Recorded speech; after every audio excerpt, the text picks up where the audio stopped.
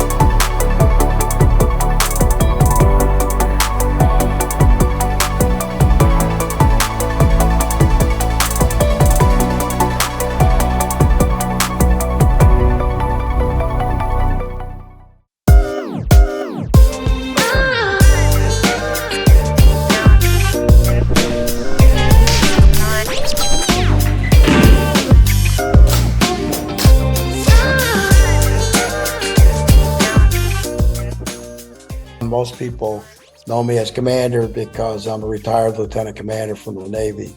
And I am one of two founders of Aiken Saber Academy. My name is Trey Jones. I am a founder along with Commander Negron. Hi, my name is Nick Palmer. I am known as Instructor Nick through the Aiken Saber Academy. Polo Pop Trey, he and Commander founded the Saber Academy, and then I joined in and was the first person who was made an instructor. When I retired from teaching junior ROTC, I decided that I wanted to keep on teaching. I just didn't want any bosses. I didn't want a principal. I didn't want a superintendent. I didn't want a Navy administrator teaching, but I definitely wanted to keep working with high school kids. Commander Negron reached out to me after we had both seen that lightsaber fencing was becoming more and more popular underground.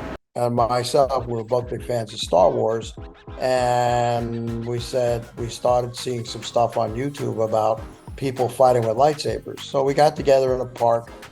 And he pretty much asked if I wanted to help him in starting a club. At the time, it was a club. So we started our classes with a few past ROTC students right over there at Carolina Bay. And without any knowledge of what we were doing, there was no curriculum built in, there was no skill level except for my 4 years of college fencing. And we thought, oh, this is pretty cool. So we bought some equipment and we started teaching them and building curriculum around fencing, knowing what we knew only from YouTube videos. I have no history with fencing in general. My affiliation with all this comes from being part of the Jedi community. You're expected to do things for your community and serve your community, serve others.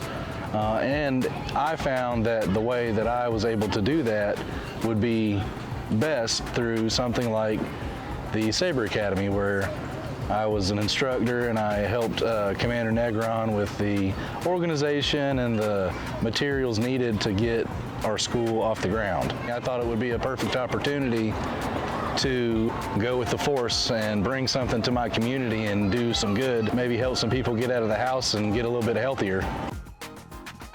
I didn't actually get involved with lightsabers until I met the Aiken Saber Academy by chance. I was living in Aiken and I was going to vend and do panels at the local Agamicon gaming convention before COVID hit. And I went and did that and saw that this group, Aiken Saber Academy, was going to have a demo.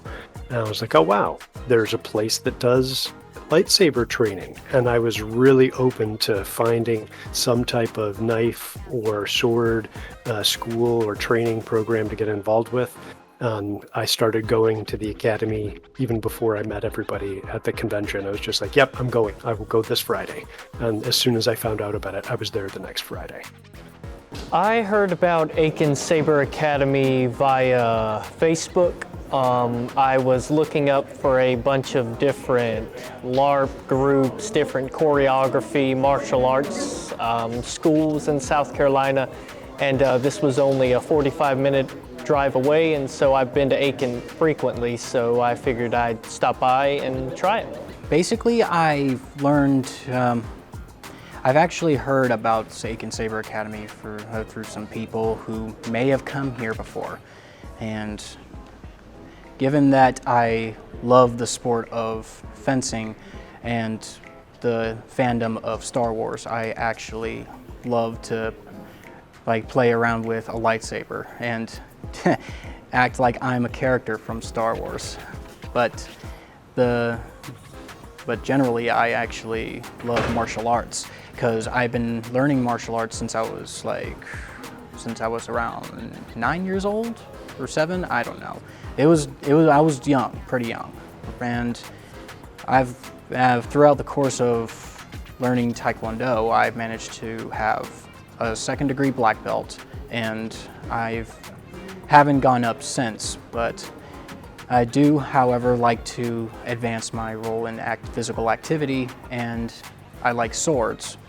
So generally, Aiken Saber Academy is like a very good opportunity to do both.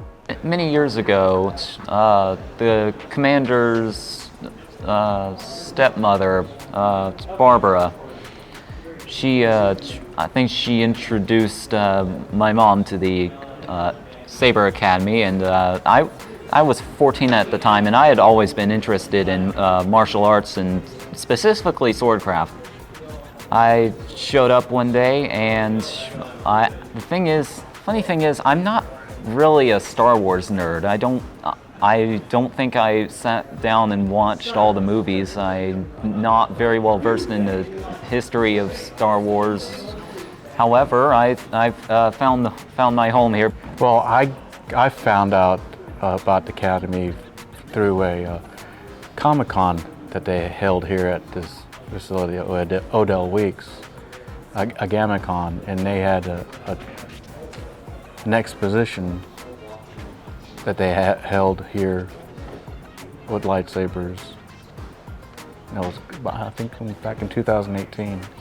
At least for me, I live in Aiken, so I pass this road a lot. So I would always see the sign for Aiken Saber Academy, 5 o'clock Fridays. I was like, Saber Academy? At first I didn't know if it was lightsabers or anything. Then I looked them up. It is what it is. It's a lightsaber training academy for the Aiken area, and I'm surprised that when I first came here, he said this is one of the only schools in the area. And that shocked me that nobody is trying to teach this kind of cool sport, and I was so stoked. So that's how I at least found it. So I found it, I've always been obsessed with sword fighting, lightsabers, Star Wars, anything that has to do with a glow stick, I'm there. I've lived in this area my whole life, never heard anything about it until one day my mother, she got a job here. And she told me, hey, there's this thing called Saber Academy. She told me about it. I'm like, all right, I'll give it a try. And I walk in, I get put in a fight with people with a lightsaber. And I thought this is the coolest thing ever. So I've been here ever since, and it's an awesome experience. Well, similar to him, I was just super obsessed with basically anything that involved sword fighting. And as a matter of fact, I actually wanted to take up regular fencing after watching The Princess Bride at my younger sister's request. And so I was like, dang, I want to learn fencing. And so I was searching things up, but I couldn't find anything. I saw one thing called Saber Academy, but for some reason it didn't have the word Aiken, so I didn't think it was in the area, and I'm like, oh dang, there's nothing here. Then one day, I'm just sitting upstairs, rewatching A New Hope, and then my mom just calls up the stairs and like, hey Tommy, yeah? You said there was nothing about fencing here? Nothing that I could find. Well, there's this thing called Saber Academy, where they do like lightsaber fighting and stuff. Yeah, I saw that, but I didn't really know about that. Well, why not? It said it wasn't in the area. It's right here in Aiken at Odell Weeks. Oh, dang. Yeah, I'll go see how that is. And then I come here and I'm just like, okay, this is a little interesting. What's going to happen now? And then they bring out the lightsabers. Mm-hmm. And I have been here for a straight 2 years ever since. I was really interested I've always been a Star Wars fan. I did Olympic fencing in college for a semester before ending college. So I've always had a natural draw towards sword fighting, HEMA, medieval history, and different things like that just kind of guided me towards lightsaber combat. I have been to a few of the other groups. There have not been many that are active anymore. Many of the groups that I do end up trying are from places such as Atlanta and Charlotte, which are just too far for me to go consistently. So this is something very close that I can rely upon, just to have nearby. At the end of this, we thought, okay, this is a working project. And we needed a place to go. And I knew some people on the city council, and we asked to try out for Odell Weeks. And then 2018, they said, okay, show us a demonstration. At that time, we had built a couple simple forms with some students, and they demonstrated those forms and our capability at that point. And they said, okay, you could have a spot. And from there, Aiken Saber Academy has grown. We tried to come up with our own martial art surrounding the sport.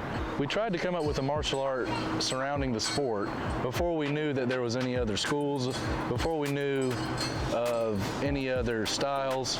We came up with our own style, and that was, I made that my Jedi path, in other words.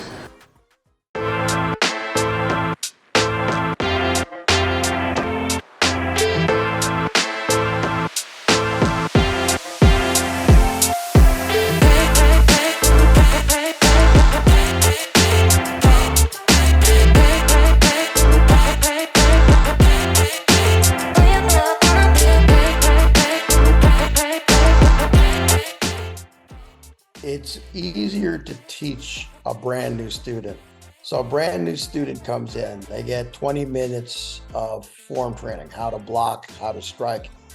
And then we put them at the end of their first night into an actual duel kind of scenario with a more experienced fighter.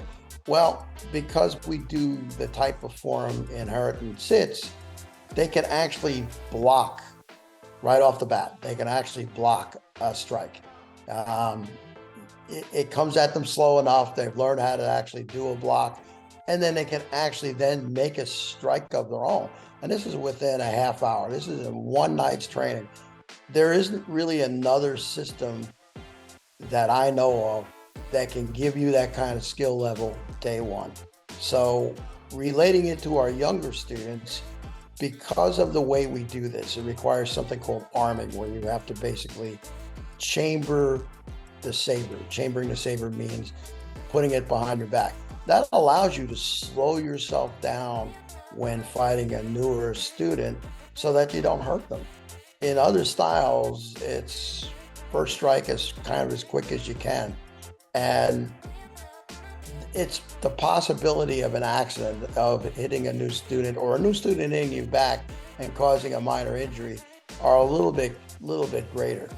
Whereas with our system, day one, we can put a student in there and they can actually do some semblance of fighting. And then the learning curve is a lot less than it would be for learning a martial art like a kendo, or a long sword, or a rapier, or even any kind of Olympic type fencing. So our system is really built by an academy for school, and it's worked out perfectly for us, and it allows us to teach younger students rather quickly. My history with fencing and sword play goes back to when I was a kid, and we would take broomsticks or broken yard equipment and turn them into swords, usually putting socks on the end of them for some padding, and then go into town with each other, and only sending each other home crying every once in a while. So instructing starts the day after you leave class before, because you're basing your modules and your progression over the capability and effectiveness of the previous class.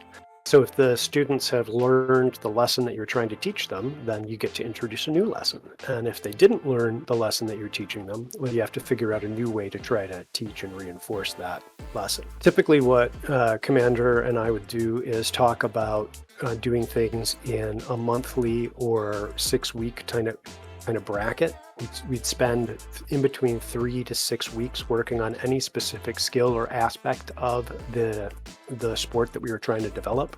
So we might be focusing on footwork for one segment. We might be focusing on choreography and scene development.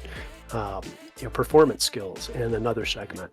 We might be focusing on the heavy grade tournament fighting style because we've got a tournament coming up. So it really depends on the season of the year as to what and also what we did previously as to what those modules would be based on. When a typical day in classes, the students show up, they do a warm up right off the bat. So it's stretching and some basic aerobics.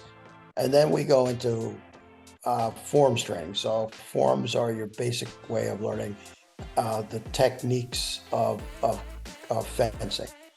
So everybody, since we have an advancement system, everybody does forms at the level that there are in the advancement system. There's an expanding rank system that we're working on, still in development, but as it currently stands, and to my knowledge, there is an initiate, which you all come here as an initiate. Once you complete your first class, you are the rank initiate, and once you keep going, you rank up to apprentice, then knight, then cavalier, and then I believe paladin. But there are it's expanding, and I cannot tell you exactly the precise rank system.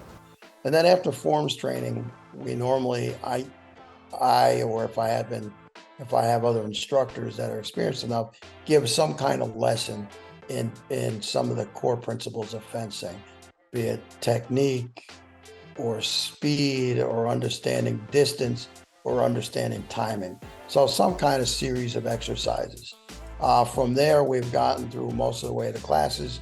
We pretty much go into a actual dueling for the night. We end the night dueling, because if you're going to learn how to fight and do sport combat, then you have to go ahead and do that.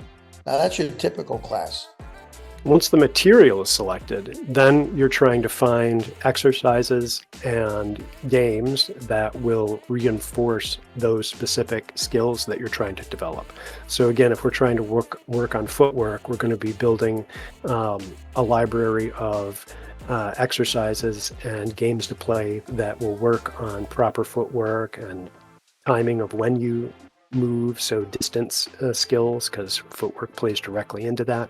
And you find the ways that all of these different ideas overlap and mesh together. And if you're good at that, you can make everything that you're learning kind of seamless. And it doesn't feel to the students like, oh, this time we're just working on this stuff.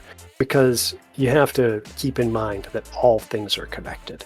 So if we're working, again, using the footwork example, that doesn't mean that we can't also include proper distancing for lunges and proper distancing for inside defense and for outside defense. And, there's ways that you can use footwork, but still teach it from a different angle or lens.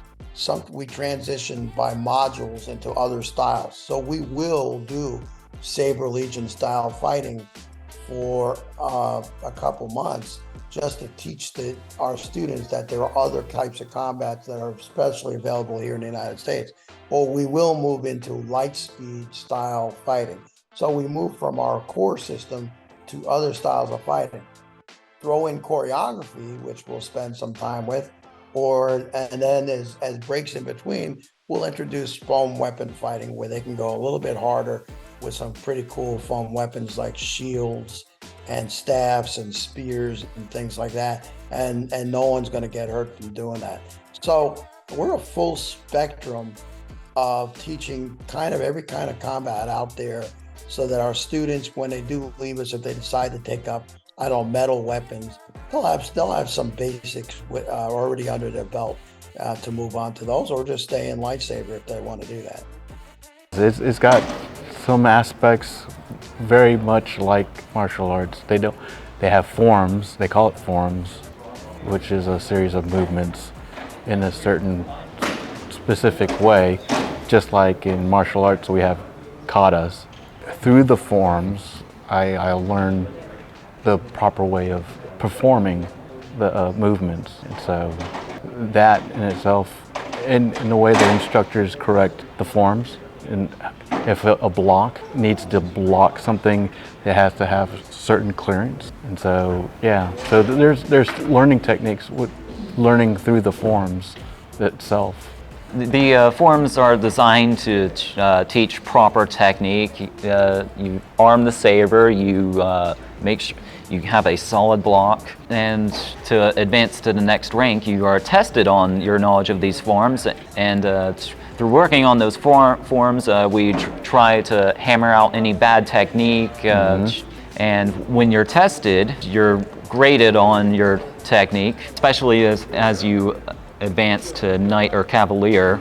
I'm not a Star Wars nerd, but the thing is, because I can find my home here and I can enjoy something that's inspired by a movie franchise I have no interaction with. It's a very accessible sport that can be picked up by anybody. We have a broad spectrum of students here. Anybody from ages 14 to I think our oldest student was 78, something like that. Yeah. Wow. All ages, all ranges of previous experience, and regardless of whether you like Star Wars or not.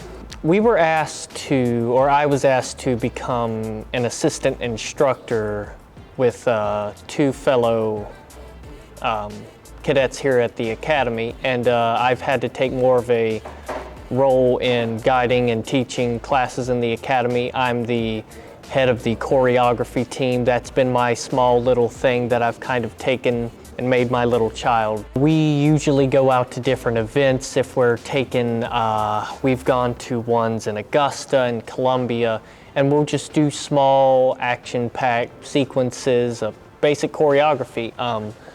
I've always been interested in choreography. I've always liked to play around, in the yard. Everybody likes to swing sticks at each other.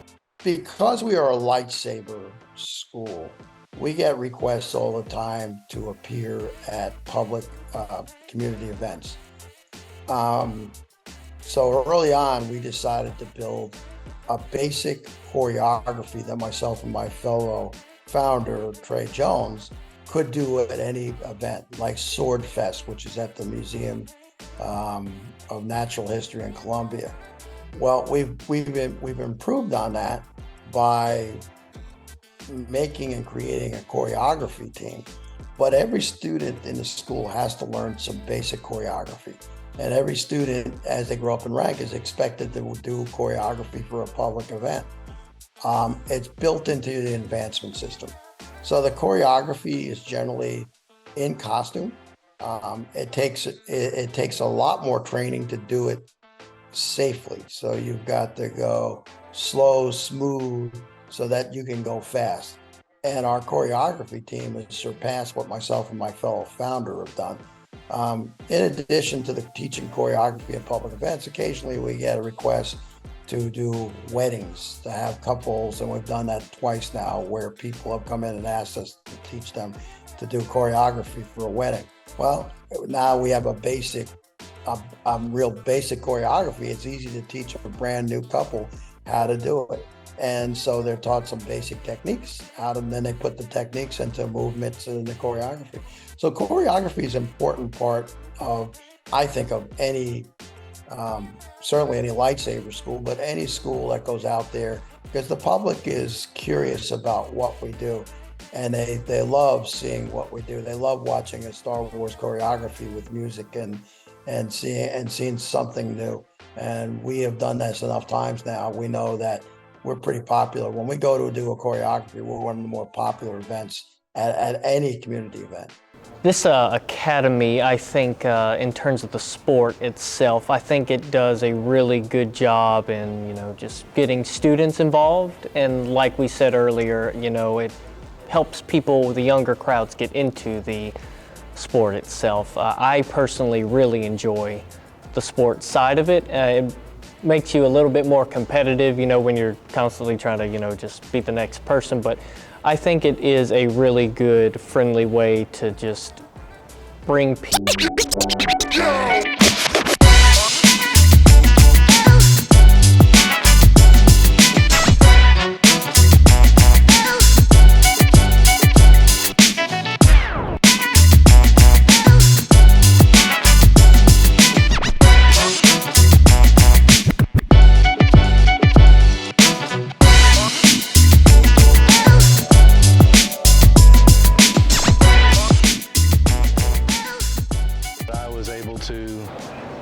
them maintain an organized structure in class so that it wasn't a loose affiliation, it was a focused sport.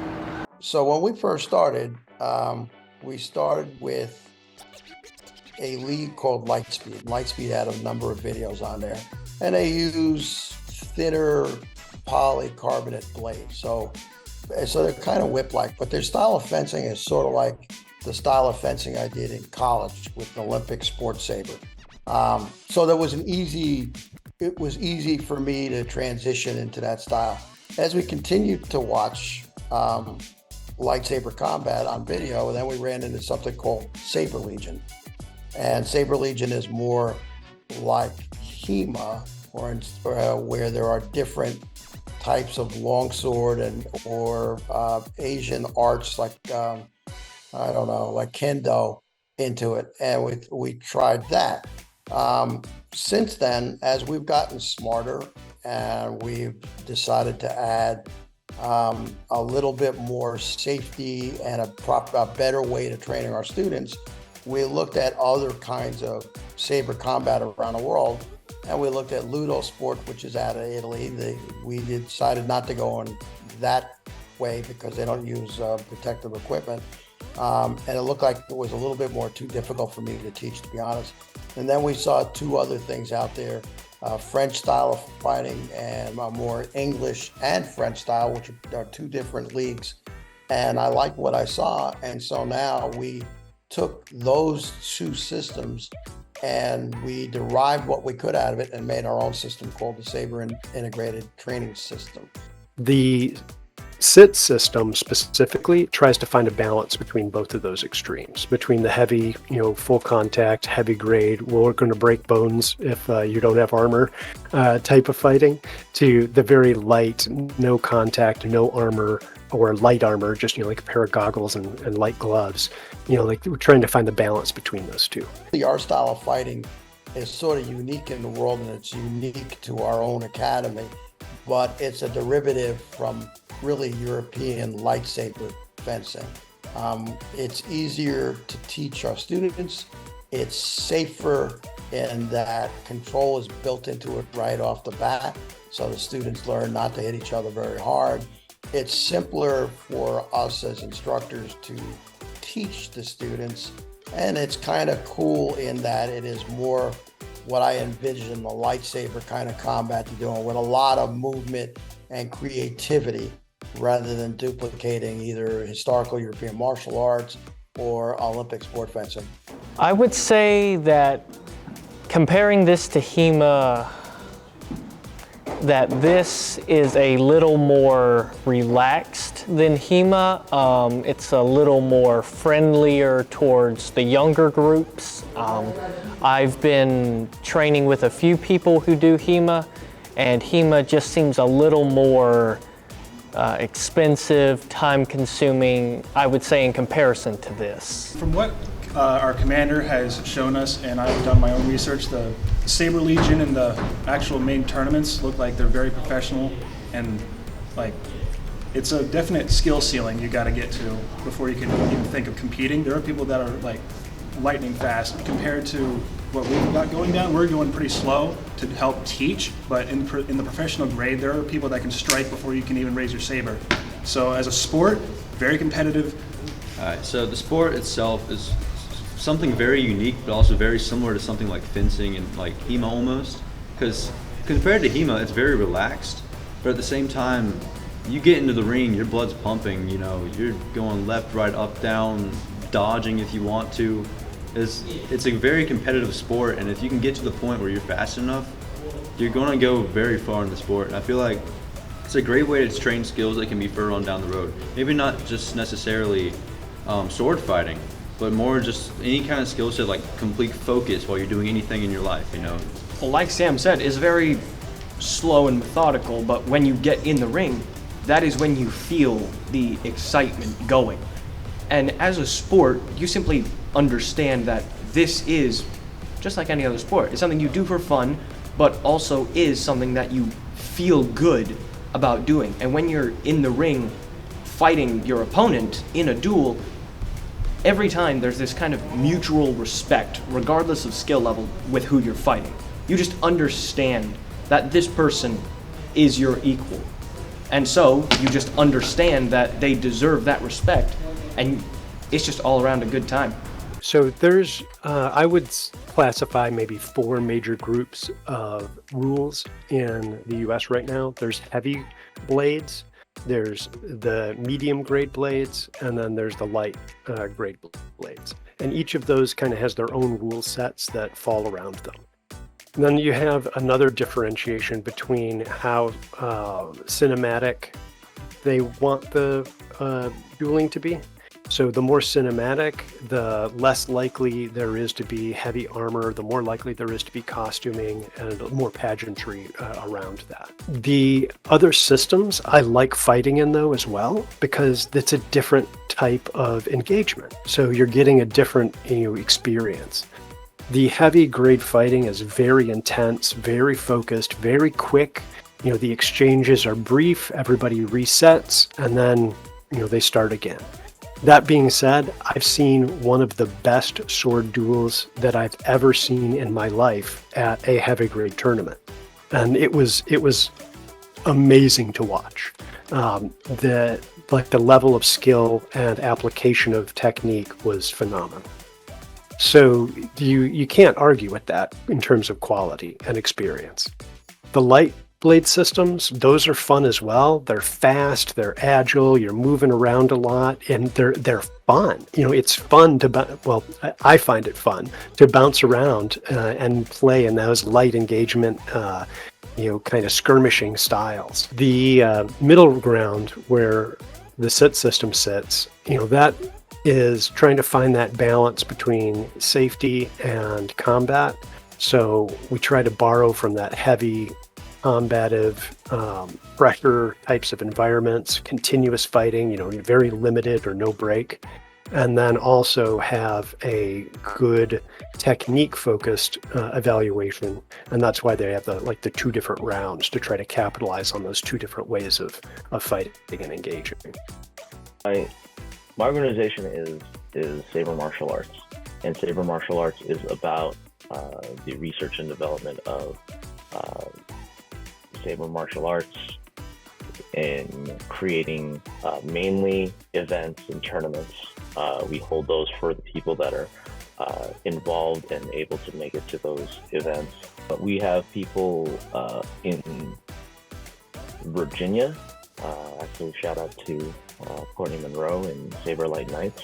They are responsible for a lot of the bigger gatherings over there. I know that that's when I met Commander. When I met Tony in person was at one of their events. They brought people from all the way from New England to Wisconsin and Florida and all the way, to them. And that's when I met all those guys. That's one of the reasons that we want to do this, is to kind of get those types of events out where we're slowly creeping toward a national event. It's one of those things where, even though I'm not in the room, I am actually, still tapped in, because with social media, our cell phones and being able to be connected and communicate with each other, we actually have ways of constantly keeping tabs on each other and asking questions and hopefully offering answers when we don't have the answers ourselves with each other, to have a network of people that are into this. Some of us are martial arts professionals, and they actually are constantly working on getting much better at this than we could have ever done alone. I've fought in heavy grade tournaments and done that. I haven't fought in any official light grade tournaments. And then obviously we've run the internal events at the SITS Academy as well. So for travel to other tournaments, which were heavy grade, those tournaments are structured very similarly in that there's a initial pool, and everybody is kind of randomly seated in different pools. If it's an invitational, they might actually put people in specific pools together based off of experience, skill, or desire. So it depends on if they're running invitational or open tournaments. Open tournaments, you pretty much randomized. And then invitationals, they might be a little more structured in terms of who goes up against who. But the goal is to fight 3 to 5 times, and or for a short period of minutes, like 5 minutes, and to see how many points you can score. So at any given tournament, you're going to get between 3 to 5 fights just getting into the placement. And if you make it into the seed, into the bracket, then you'll have a number of fights equal to how well you do.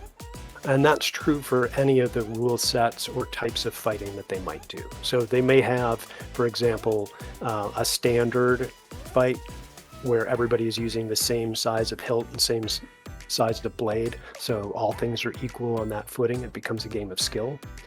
And then they might have a open class or an exotic class where you can use 2 sabers or use a really big saber or a spear pike type event.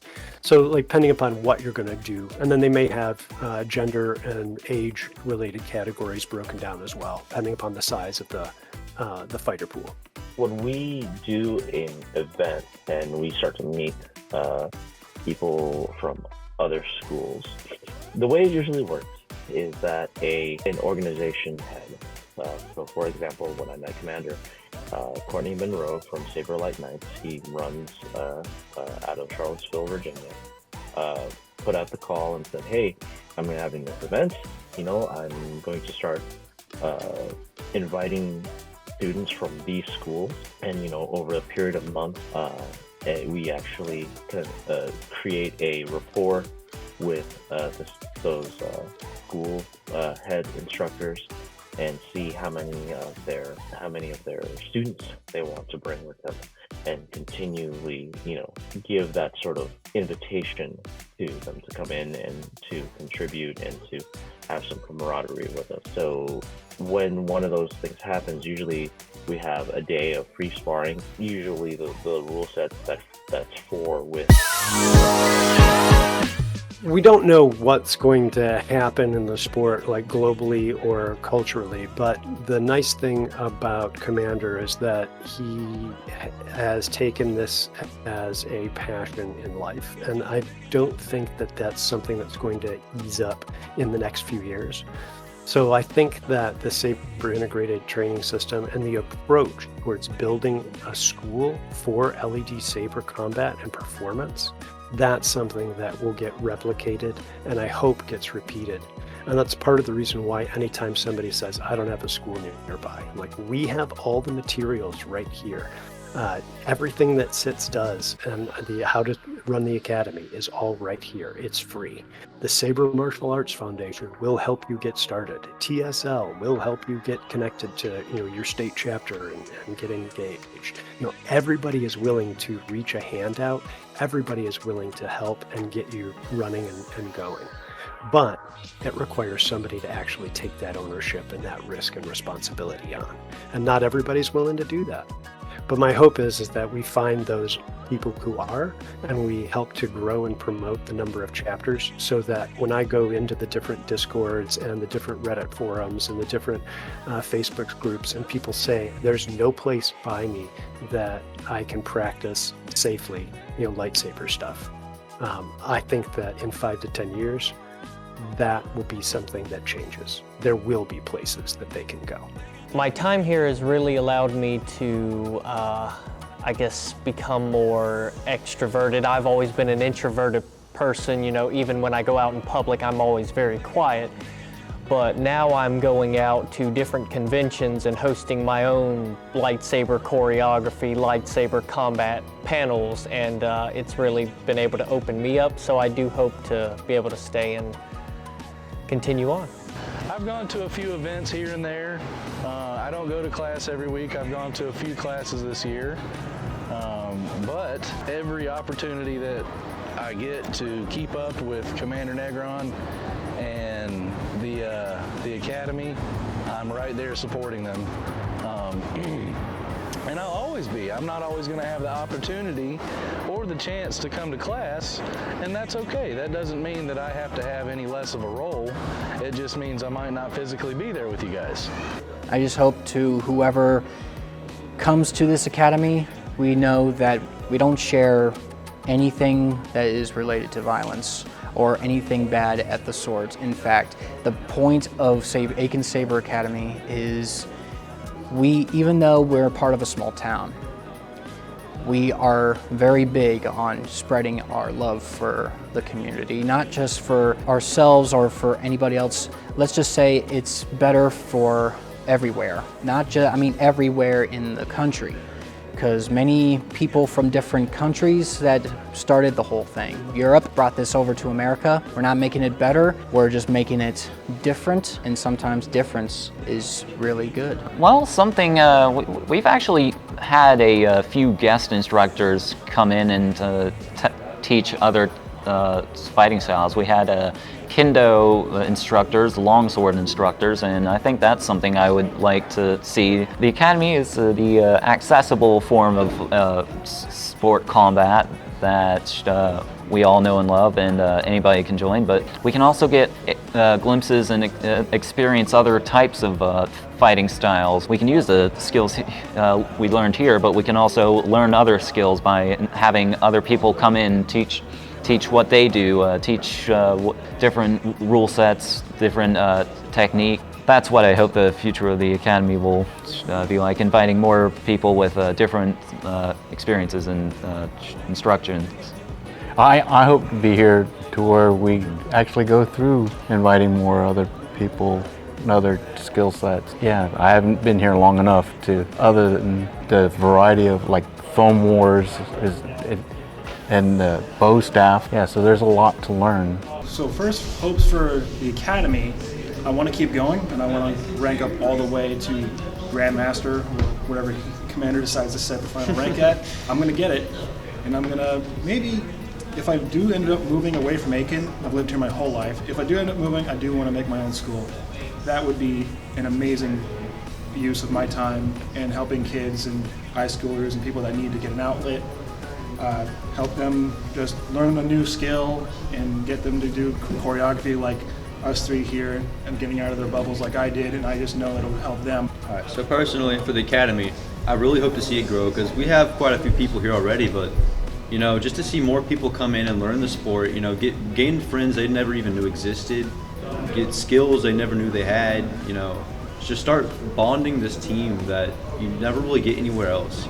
Just to see the Academy grow and people rank up and the smile on their face to see when they pass their test, it's a great feeling. And especially for me, when I pass a test, I know I feel on top of the world. So to see this Academy grow and teach people new skills is always great. And for me personally, the future, of course, I want to get to max rank. Now I hope to get to instructor. And about starting my own school, I'm thinking about it. If I have the time and the resources, I definitely will. But as far as choreography team, I definitely hope to grow our performance level to something we've not at yet. Because, I'm gonna be honest, we've done some pretty cool stuff, but we have a lot of improvement to do. And once we can get there, I think we're gonna be some top-notch choreography people. Well, for the Academy itself, what I really like to do is, because I enjoy this so much, and I know that there are a lot of other people that have similar interests to I do, I want to show that this is an actual thing that people do. Because a lot of people want to do something like this, but are like, that's not a thing that exists. It is. And what I want to do, just like both of them said, I want to reach the highest rank I can.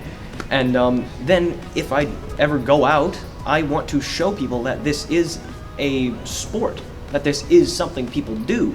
And I want to give them something that they can enjoy while at the same time showing everyone else that this is something useful, that this can be used in just life in general with the lessons that it teaches you, the determination, personal growth, and just the drive that it gives you. I just want to help show people all the benefits that this gives you. And for me myself, I'm actually planning to go into being an animator. And so being on the choreography team helps me understand how a fight or something like that and how a proper story can be told. So in my own personal career choice, this is actually leading me down somewhere where I will actually find that I can do these things I want to do much easier. Tommy's been amazing with his art recently, and every time he makes a new piece of art, like new mask or something, it's just like infinitely better than the last one, and then the last one wasn't even bad. Yes, this is the mask of my own original character, the dark helm of Lord Cyrac. So that's what I called it, and I actually based it off of a Lord of the Rings thing because I wanted to do stuff related to Lord of the Rings, and I always wanted to make like costume props, and I have a reason to do this stuff now rather than just have it to sit on my shelf or in my closet. I'm actually making things like his Nihilus mask that will be used, and stuff that I can enjoy seeing being used because I know that people appreciate the things that I can do with this, and just seeing how happy it makes people to just help them out with something that they would like to have, and I can just get that thing for them. It's just a very good feeling. Yeah, we have done very well. I think our students like the school. They like what we teach.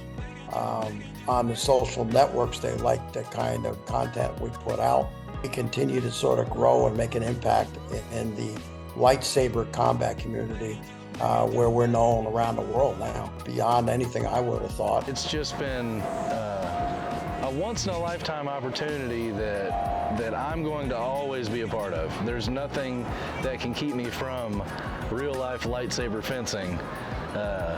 It's becoming bigger and bigger every day. It's a huge sport. In bigger cities, it's a much bigger sport, but that doesn't mean that it's not accessible to you. It just might be right down the road, maybe an hour or two at the most. And that doesn't mean you can't join in our class or anybody's class maybe once or twice a month.